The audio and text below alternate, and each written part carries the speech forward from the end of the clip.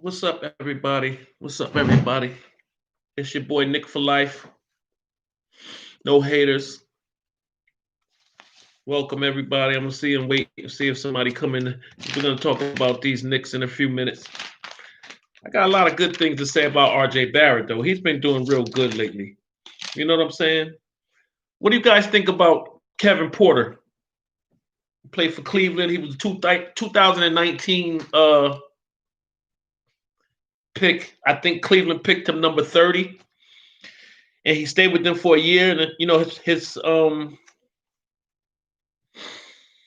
rookie year, he averaged 10 points, 3 rebounds. I think that's pretty good. 10 points, 3 rebounds for a rookie, Kevin Porter Jr., but he just got problems. He got arrested for driving drunk. When they searched the car, he had marijuana in the car, he had a pistol in the car, but he got lucky, and the grand jury didn't indict him on the gun, and they threw the little bit of weed out because he had some weed on him too. So he caught a break. This dude is trying to mess his career up, and nobody is snatching this dude up.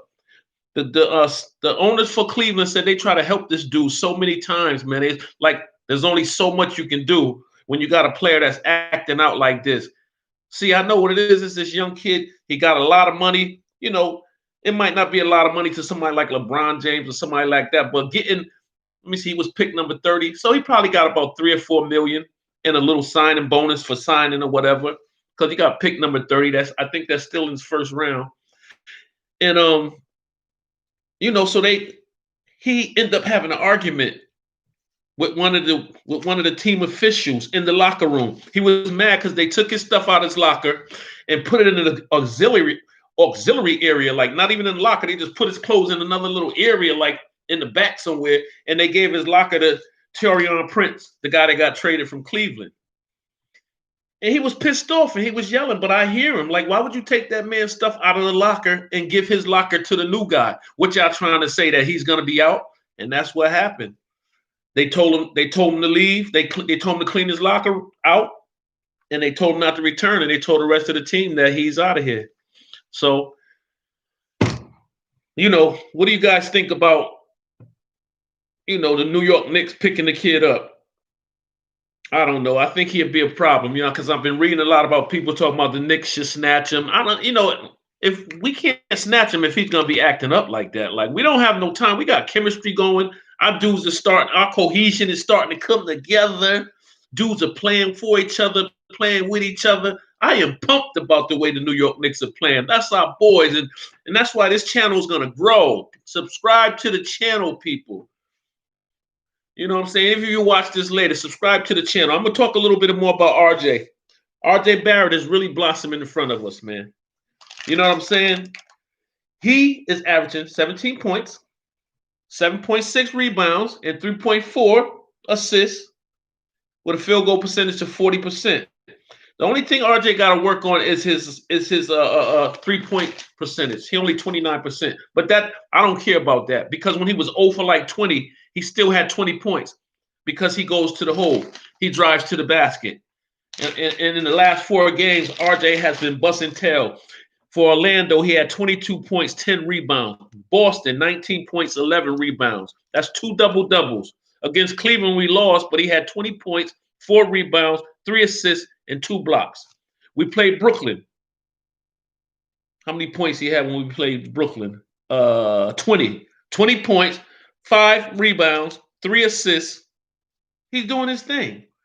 You can't say that the kid is not getting better. 2019-20 season, he was averaging 14 points. Now this season, he's averaging 17 in 15 games. The kid is tough, man. I was watching Zion. Zion is unstoppable. When they played Sacramento, you guys got to go back and see them highlights. He was unstoppable. He was using whoever was in the paint, just dunking on him. That boy is strong, man. You can't stop him. When you play him, you got to try to keep him out the paint. Don't let him get no pass, and he in that little 10-foot area because he's going to dunk on you.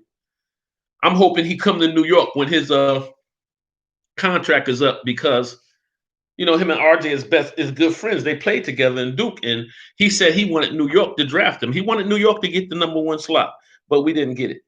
and he was kind of upset, but he had to go along with being happy getting chosen by New Orleans, but he don't really want to be there. And I think when his contract is up, which is next year, I think he's gonna leave. I don't think he's gonna sign no extension or nothing. Somebody's gonna leave, either him or RJ. I think RJ is gonna sign an extension with the Knicks. They was talking about it already, so he might as well just go ahead, get that 5-year money. They're gonna pay him because he the catalyst. I don't know what they're gonna do with Julius Randle. That's the only thing I've been thinking about. I've been going back and forth on it. I wonder how you guys feel about it, because Julius been playing his best basketball this year.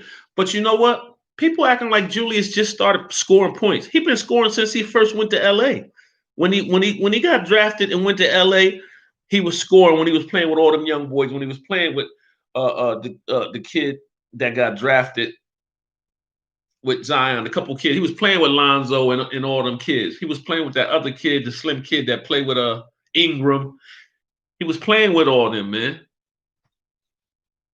Then they traded him when LeBron wanted to leave where he was at Cleveland and go to LA. That's when Julius got sent to New Orleans. It was like a 3 or 4 team trade altogether. And Julius ended up in New Orleans for a couple of years, and he was the high scorer for New Orleans. He was busting their tail. Then he came to us, and he's still scoring. So he's a scorer. You can't stop him once he's like automatic most of the time when his glasses is broke right here. I can't see him. I can see. I ain't reading right now anyway. Most of the time you can't stop him. Only thing stops him is his jump shot sometimes. But if he goes to the hole, he's mostly unstoppable.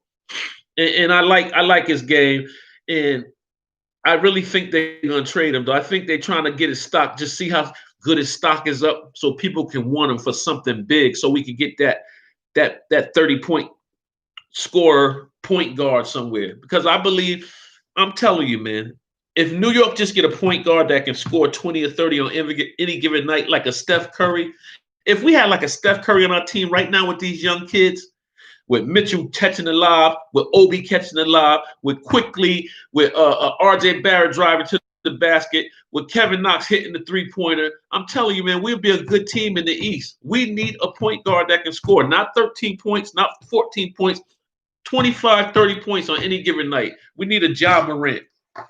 That's what we need, guys. We need a point guard that can run the floor like Quickly and score. And I think Quickly is the closest thing to that. And I think they need to let him go ahead and get that position. I don't care if he's a rookie, he was picked 25th. If the boy's playing good, Thibodeau need to go ahead and put him in that starting position and let Peyton come off the bench, man, and close the game out. Let them run it up. Let them young boys run it up, and then let Peyton them close it out. That's how it's gonna go most nights. It's not gonna be like that every night. It's gonna be some close games, some games we lose, but games that we winning, blowing teams out and blowing. Because I believe if Quickly is at the start, I believe we can blow teams out in the beginning, and then you can just bring Peyton them in to keep the pace. I really think Obi Toppin should be getting more time. I think Mitchell Robinson should be learning how to shoot the 10-foot or the 5-foot jump shot, because they feel like they don't have to D this guy. So when he's out in the perimeter, they don't even come out to D him. And I think that whoever that is, the one person who's listening, I appreciate whoever you are. I really do. My name is Jay Hudd, and I'm your host for the Knicks for Life. No haters, and this channel has just started, but believe me, it's gonna be popping. Just give me some time to let the people see that I'm gonna be here every day, and I'm gonna be talking these Knicks stats and subjects and other NBA subjects and football and whatever else is to talk about with sports. That's what we do over here. Ain't nothing gonna stop, and it's just gonna get better and better as I go along. So check me in the beginning stages. I'm New York Knicks for life, and this is no haters involved. No haters, because if you come over here hating, you're gonna get boom. Homie, don't play that. That's what you're gonna get, and you're gonna be in the doghouse. Somebody gonna send you to the block party. Tell you get something to eat. They got a block party down the street. You're gonna go ahead down the street and get you something to eat, because you're gonna be out of here. We ain't having it. Watch. It ain't a lot of people now. It ain't a lot of subscribers, and it ain't a lot of people here. But I promise you, It's gonna get there. I can't pop off overnight. I can't be lit overnight. All I'm gonna do is keep giving good content about the Knicks and talking about the Knicks and showing good content about the Knicks and how much we love the Knicks as fans and all my supporters.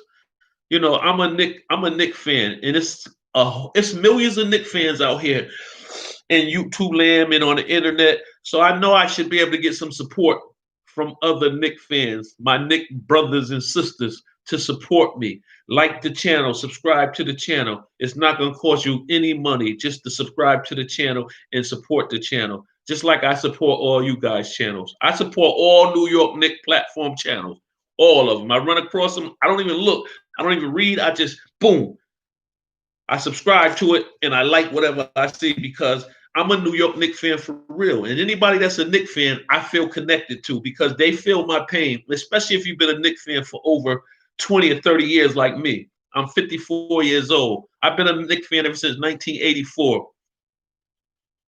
And Bernard King last year, and then that next year they drafted Patrick Ewing.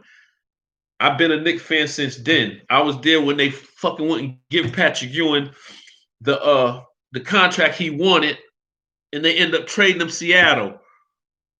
And we had bad luck ever since then. And that's the problem. And until they apologize to Patrick Ewing, I feel like that they're not going to win nothing. They're going to have to go to that man and apologize to him, just like Boston did. They went to Babe Ruth gravesite and apologized, and they won the World Series that year. I think that's what needs to happen with the New York Knicks organization. They need to apologize to Patrick Ewing for not giving him that contract in his 15-year after he done bled blood, sweat, and tears for that team, going to the championship, fighting hard. He never had another superstar on the team with him. It was him by himself. Nobody else was a superstar but him. He needed some help, and he didn't have it. And that's been the problem. New York always had a big man that could score, too. Pat give 30 any given night. That's what we need now. We need a big man that can give you 20 points or 30 points on any given night. But they don't got. The NBA ain't like that now. It ain't, centers is they shoot 3-pointers now. They don't do hook shots. No more old school basketball. You tap them now. Oh, he fouled me. The game is so different now. It's so different now. You have guys crying to the ref for 15 minutes. And they know that the ref ain't gonna change the call. So why you keep crying? You just going down the court and just play defense or offense and stop crying so much. You got the guys bringing the basketball under the arm of the defender. I feel like that should be an offensive foul because this guy just got his hands up straight like this, and you take your hands and you go under that, and then like you go on the side and go under it, and they call a foul on the defender. Or when you jump into you fake the dude, he jumped, and then you jump into him because he jumped in the air. So you jump into him and shoot the ball. That should be an offensive foul.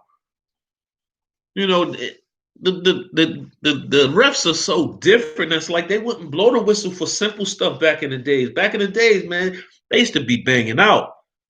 That's why I say people be talking about this team would have beat this team. None of these teams are physical like that.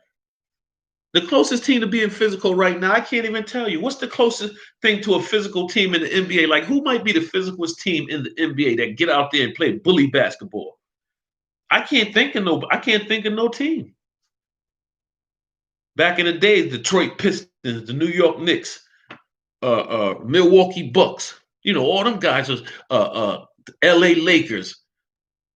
All them guys was tough. Boston Celtics. You go down in that, guards didn't used to go in that paint like that unless you was tough. Man, you get beat up down there. Shoot. Now, whistle blow for every little thing, man. And it's too much. But to all my Knicks fans that's out there, man, I love you guys. We don't play today. I think our next game is Golden State. I think it's Golden State. And I will tune in after the game is over, and we will talk about whether it's a win or a loss. Even if we to come up and report the news about these our Knickerbockers and what happened, because that's not a real fan. And I mean, that's not a real Knicks fan. Somebody that high when their team lost. I'm not gonna hide. We lose. I'm gonna come up here. I'm not gonna feel good about it, but I'm gonna get up here and say we lost for real. You know what I'm saying? And that's what I'm gonna do. But I hope we win. We need to get three in a row, y'all. If we can get, oh yeah, Golden State just beat LA too, guys. Yesterday they beat them by 2. Curry hit the buzzer beater. I know LeBron didn't like that, but it's still early in the season, so guys are really not worried now. Guys are really not worried right now because it's still early. It's only 15 games in, you know. But I'm happy for the Knicks though, and I know other fans are happy for our Knicks too because last year we didn't get 5 wins until the month of February. I think it was the month of February. It took us 25 games to get 5 wins, and I think so. That's 30 games. You know what I'm saying? So we didn't get 5 wins until we played 30 games. This year we played 15 games and we got 7 wins. So, and they said we had the number one defense. And Thibs made a lot of sense when he said conditioning, conditioning, conditioning. He said when you have them back to backs and you got to travel, get on them planes, and then you got to practice. Then you got back to back games, and you hardly getting any sleep. You have to be you have to have your strengthening conditioning intact because you're gonna need it. And he said that's what win games. And he telling the truth. Being in shape, being ready, so you don't get tired and drained, is how you win basketball games. And the Knicks showed that yesterday. People saying it was an ugly game, but it really wasn't an ugly game to me. It was a game that they clamped down on defense. And everybody was playing defense. And if you slipped up and did something wrong, like when Noel shot that 3 from 3-point and that shit hit the backboard and bounced off, Thibs pulled his ass out quick, bam, to the bench, and he was talking to him. What was wrong? That was not a play. We should end up with plays like something he said to him, but I know he pulled him. Julius Randle, when he start doing too much, Thibs will pull him. You're gonna play defense, you're gonna be on the bench, and he ain't playing. He don't care who you are.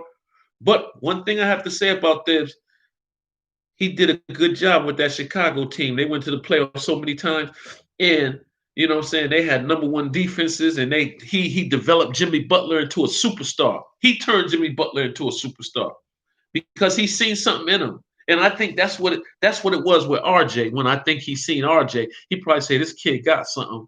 I'm gonna go ahead and because he let RJ, he just gave RJ the green light. Bam, you a starter. Wasn't no ifs, ands, or buts about it. He gave him the starter position from the beginning. And RJ has not disappointed, guys. He has not.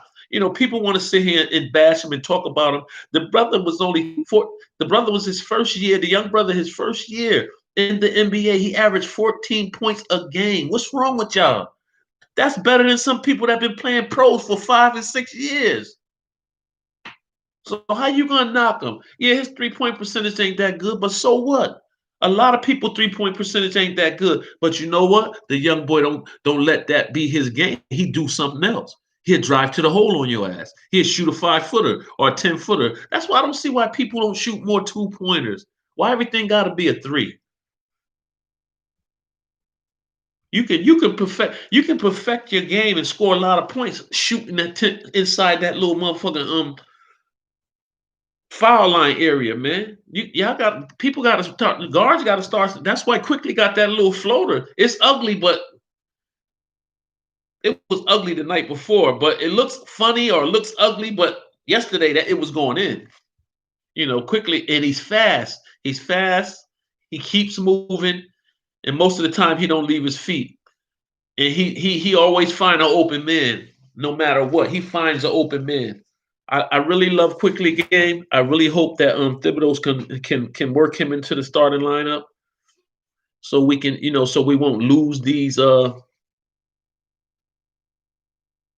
we won't start losing all these games. We can't stand to lose 5 more games in a row. That's too many games. You know what I'm saying? Because we about to hit the 20 game mark, so we'll probably be almost a third through the season.